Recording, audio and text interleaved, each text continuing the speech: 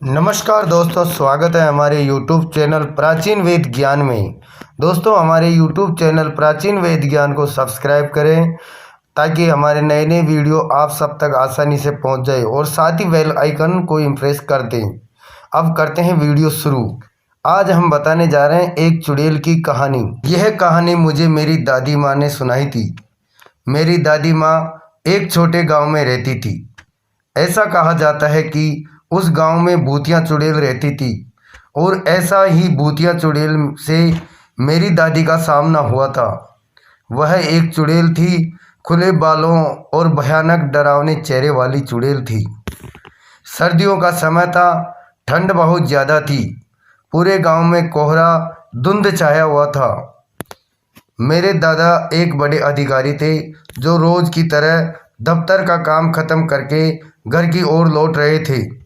घर वाले रास्ते में बाजार भी आता था जहां मेरे दादाजी सामान लेने के लिए रुके हुए थे। उनके साथ उनके बाकी दोस्त, सभी दफ्तर में काम करने वाले कर्मचारी शहर जा रहे थे और दादाजी बाजार में सामान ले रहे थे। मेरे दादाजी बाजार के सामान लेने की वजह से पीछे रह गए। सामान लेते लेते दादाजी को पता नहीं चला कि कब शाम हो गई। जब दादाजी ने घड़ी देखी तो पता चला कि आज तो घर पहुंचने में बहुत ज़्यादा देर हो जाएगी। तो दादाजी ने सोचा कि जंगल के रास्ते से जाऊंगा तो जल्दी पहुंच जाऊंगा, इसलिए दादाजी ने गाड़ी जंगल की तरफ घुमा ली। शाम होने के कारण जंगल में बहुत ज़्यादा अंधेरा हो गया था। दादाजी तेज स्पीड में गाड़ी चला रहे थे। तभी उनके सामने एक औरत आ गई। औरत को देखते ही दादाजी ने तुरंत गाड़ी रोक दी। दादाजी ने औरत की तरफ देखा तो वह औरत बहुत ही ज़ोर ज़ोर से रो रही थी। दादाजी को लगा कि किसी मजदूर की पत्नी होगी जो रास्ता भटक गई। रास्ता सुनसान था, इसलिए दादाजी ने सोचा कि इस महिला की मदद करना ज़रूरी है। उन्होंने महिला से पूछा, वह इस जंगल में अकेले क्या कर रही है? महिला ने कोई जवाब नहीं दिया और ज़ोर ज़ोर से रोती रही। ऐसा लग रहा था कि सारा जंगल उस महिला के रोने की आवाज़ से गूंज रहा हो। दादाजी ने पूछा, आपका घर कहाँ है? फिर भी महिला कुछ नहीं बोली। दादाजी ने उसको बोला, तुम मेरे साथ मेरे घर चलो। जिसके बाद वह दादाजी के साथ चलने के लिए मान गई और दादाजी के पीछे वाली सीट पर बैठ गई। गांव में घूंघट डालने का रिवाज होता है, ये सब आप जानते हो, जिसके कारण उस महिला ने भी अपने सर पर घूंघट ओढ़ रखा था और उसका चेहरा ढका हुआ था। फिर दादाजी घर की तरफ निकल गए। घर पर सभी दादाजी का इंतजार कर रहे थे। जैसे ही सबने गाड़ी की आवाज़ सुनी, सब भागकर दादाजी के पास आ गए। जब सभी परिवार वालों ने उस महिला को देखा तो दादाजी से पूछा। दादाजी ने जंगल वाली पूरी बात बताई और कहा कि यह खाना बना देगी। लेकिन दादी माँ को उस महिला पर शक हो गया। दादी को लगा कि यह कोई चोर है जो घर का सामान चुराकर भाग जाएगी। दादी माँ ने उसे रसोई में जाकर खाना बनाने के लिए कहा, जिसके बाद वह महिला बिना कोई जवाब दिए रसोई की तरफ चली गई। रसोई में सारा सामान रखवाने के बाद दादी माँ ने कहा कि सबको भूख लगी है, इसलिए जल्दी से खाना बना दो। दादी माँ ने उसे रसोई में भेज दिया, लेकिन उनका मन अभी भी शांत नहीं था।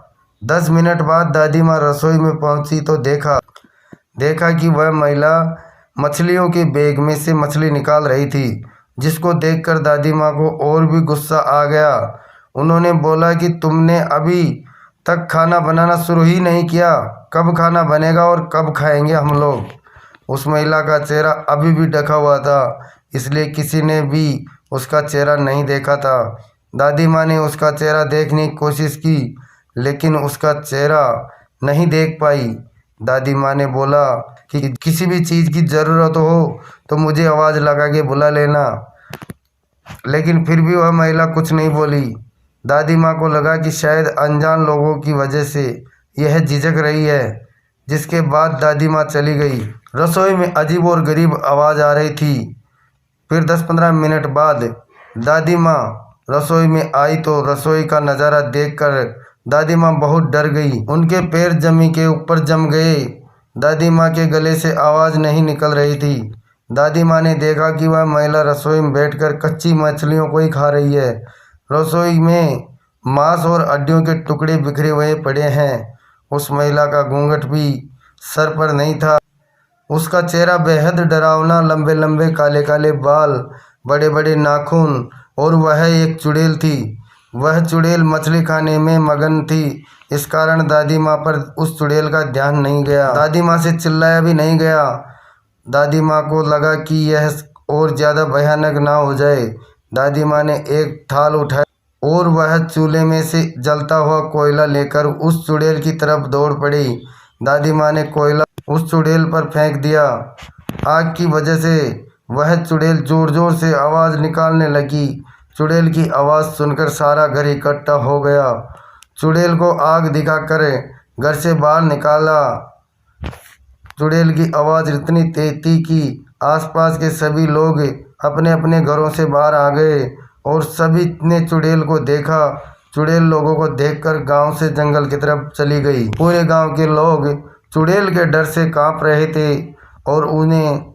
और सभी मेरी दादी माँ की प्रशंसा कर रहे थे, जिन्होंने सही समय पर उस चुड़ैल को आग से भगा दिया। यदि चुड़ैल को नहीं भगाया जाता तो वह पूरे गांव के लोगों को ख़त्म कर देती। धन्यवाद। इसी तरह की नई नई वीडियो देखने के लिए हमारे YouTube चैनल को सब्सक्राइब करें, साथ ही बेल आइकन को इम्प्रेस कर दें ताकि हमारे नई नई वीडियो आप सब तक आसानी से पहुंच जाए। धन्यवाद। मिलते हैं नेक्स्ट वीडियो में।